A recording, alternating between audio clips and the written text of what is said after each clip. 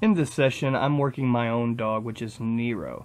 And what we're doing is we're trying to bridge the gap between working with the handler to working with the new helper, but also our focus here is to work with developing the bark.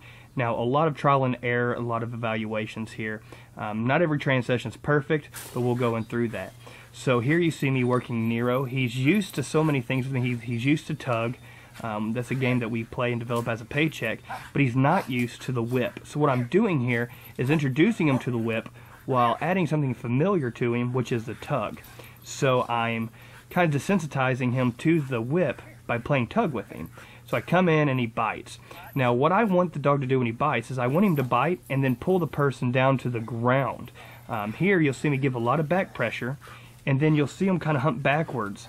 And every time he does, I reinforce that by acting like he's doing a lot of damage, and then I let him win. That's reinforcing that pull off your feet kind of behavior. So now we bridge that even further with the new helper, which is going to be Ashley here, because you never want to work your own dog in defense.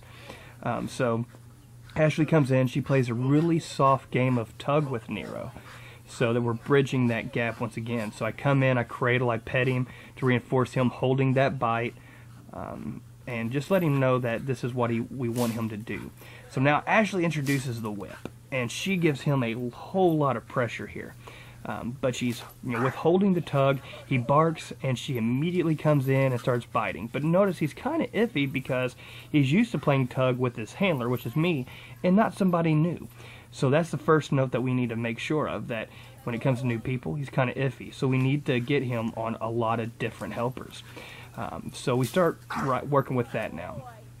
So now she comes in, she's cracking the whip, and he does bark, but we want him to bark numerous times, and eventually while he's barking we'll put that on command. But the problem we find out here is he'll bark good couple times, but he's really iffy on barking numerous times.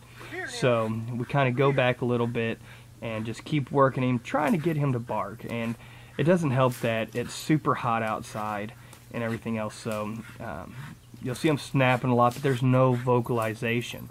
But this is good work. He's showing good drive, he's coming in, he's showing good attention to the helper, but there's just a little problems that we're going to have to work on. Like I said earlier, we noticed already that he'll bark, but he doesn't bark often, and he is iffy with new helpers.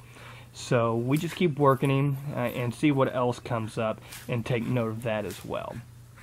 So here we come up with the idea of, let's see how he does with a hidden sleeve. So we come in with a hidden sleeve, and he's never been on this hidden sleeve before. So she cracks the whip, drives him up a little bit. He barks, and then she gives him the bite.